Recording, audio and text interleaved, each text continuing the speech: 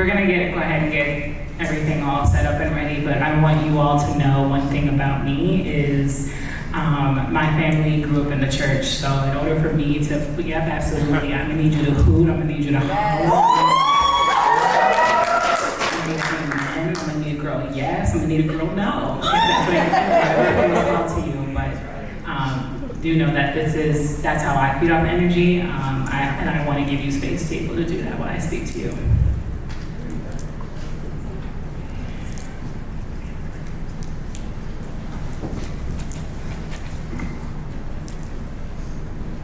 Do you all remember that 2017 Pepsi commercial where Kendall Jenner introduces a soda?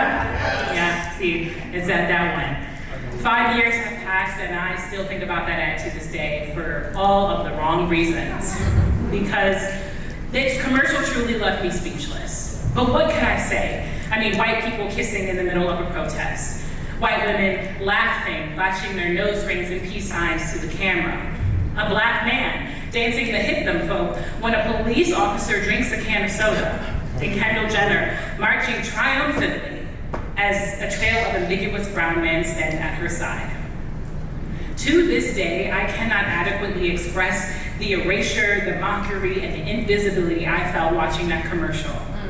And the only thing good to come out of that was the backlash that came from what seemed like every competent writer in the nation, and rightfully so. But there was one thing missing from Pepsi's public dragging, and that is the acknowledgement of the power of communication. Communication is this underrated, undervalued, and undermined tool. It holds so much power and influence. But more importantly, it's a tool that is strategically and creatively kept just out of reach of black and brown hands. So the labor statistics report that over 70% of non-BIPOC folk made up the communications and marketing industry in 2021. That tells me that this tool was made for the hands of the most privileged, and that 2017 advertisement could not have demonstrated that reality more clearly. But see, this statistic, it makes a lot of sense. Storytelling is a tool used to influence the masses. So of course, something so powerful is left in the hands of the most powerful. Because if it didn't, then revolution would sweep across our community. I mean, just look at the year 2020. George Floyd was murdered in the streets of Minneapolis by a police officer. He suffocated under the violent knee of Derek Chauvin. And article after article boldly suggested that he attempted to use a counterfeit bill at a convenience store as if a fake $20 was enough justification for his death. But fortunately, a young black 17-year-old girl reclaimed this narrative. She did so with one click of her phone and a sense of bravery.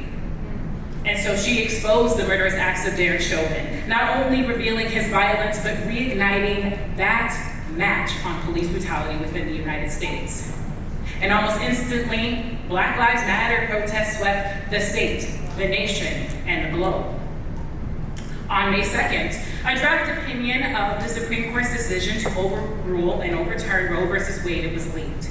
And so the political right immediately spewed this outrage about the breach of security to distract from the real story, that breach and dismantling of civil rights. So folks across the nation, they spoke up and countered with their stories about the impact of abortion rights on their neighbors, their loved ones, their friends, their neighbors, themselves. And with this large outcry came a greater distrust and skepticism of not just the Supreme Court, but the American political system as a whole. If these stories anger you, use that anger as your call to action.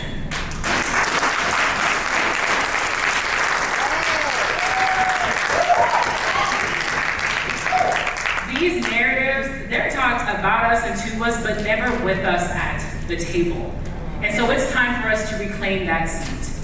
Your narrative, it inherently holds that key to liberation, so it's about tapping into that power. It's about broadcasting the melody of an unheard voice. But how do you do that? Well, first, treat every space like a stage meant to hold your story. Door knocking is your story. That work presentation, that's your stage. Your Instagram account is your stage. Step 2, take control of the pen and find every opportunity to write. Emails, letters, op-eds, press releases, Twitter posts, I don't care, write. And because this work does not solely lie on the shoulders of Black and brown people, for my allies in the room, I made this one specifically for you. Amplify and uplift and share the stories of the same people for whom you are an ally.